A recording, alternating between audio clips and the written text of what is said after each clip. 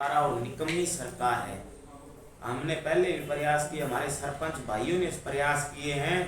ये ना तो कभी किसी की सुनती है अपनी तानाशाही पे। हम तो इनसे बस कोई उम्मीद लगाए हुए नहीं। अब जनता और हम तमाम युवा साथी जो लगभग सरपंच बन गए हैं, सारे सरपंच सारे जिला परिषद 2024 में आने वाले चुनाव में जनता के सहयोग से इनको जवाब दिया जाएगा कि आप ऐसी हिम्मत, ऐसा दुस्साहस नहीं कर सकते कि आप पंचायती राज को खत्म करने का इतना जो इन्होंने दुस्साहस किया है, गला घोटने का काम किया है, ताकि आने वाले समय में ऐसा कोई सरकार सोच भी ना सके। इस साल जिला परिषद का कार्यकाल कैसा रहा? एक साल का ग्रांट कितनी है? या 10 करोड़ तो इकाई 28 बांट दिए सब में, 5-7 फिर आई थी, क्या सफिशिएंट है इतनी?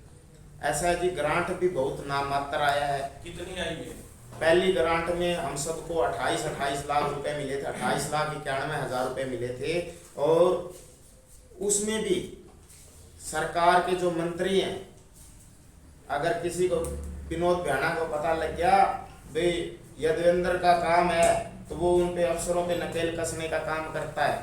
अगर किसी और को मंत्री को पता लग गया, अनूप धानक को, कि ये यदवेंद्र का काम है, तो वो कभी जई से या कभी एक्शन से अटकन, एक्शन और जईओ ने अभी तक आपके वाले एमएलए भी रोकते हैं क्या?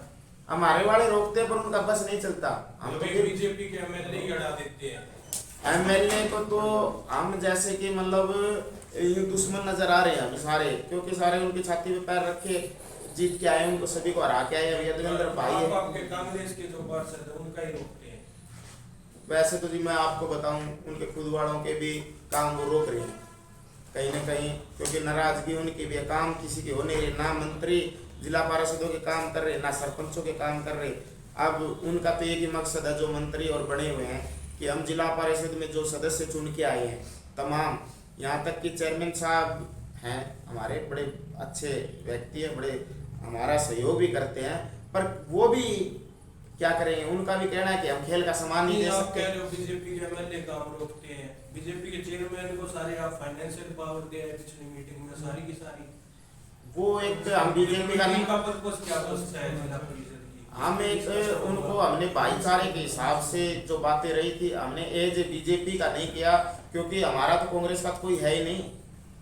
आप पार्षद तो कांग्रेस के हो, आप अपनी बात तो रखो मीटिंग में। फाइनेंशियल पावर ही चेयरमैन की है, तो जो डिसीजन लेंगे। चेयरमैन साहब इस पूरे साल की दे है एक मीटिंग की। चेयरमैन साहब ने पूरा कोऑपरेट किया हमारे साथ, और उन्होंने हमारे बजट भी दिए, काम भी आगे दिए हैं, परंतु उनके खुद के काम नहीं सिरे चढ़ने लग रहे।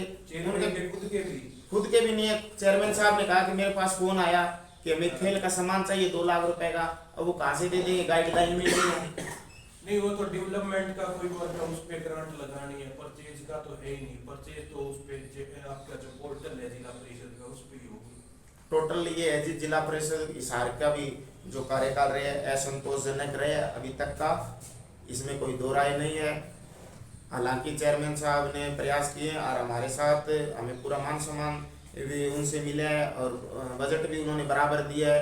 जो दूसरा बजट है उसमें भी उन्होंने हमें टाइड और अनटाइड का बजट था इक्वल बांट के दिया है, और उन्होंने ऐसा कभी नहीं किया कि वो दूसरी पार्टी के, उनको हमने जो पावर दी थी एज भाईचारा के तौर पे दी थी, और वो एज भाईचारा खिलाफत करते हैं चेयरमैन, ठीक है, वो साथ है आपके। हम उनको बीजेपी का मान ही नहीं रहे, वो बीजेपी की है, हम उनको भाईचारे के तौर पे मान रहे हैं। इसी तौर पे हमने सपोर्ट की, और उसी तरीके से वो हमसे। अब आप 3 पार्षद हैं क्या कांग्रेस के? 3 नहीं, आज हमारे एक रणधीर जी है, उनको कहीं शादी में जाना पड़ गया।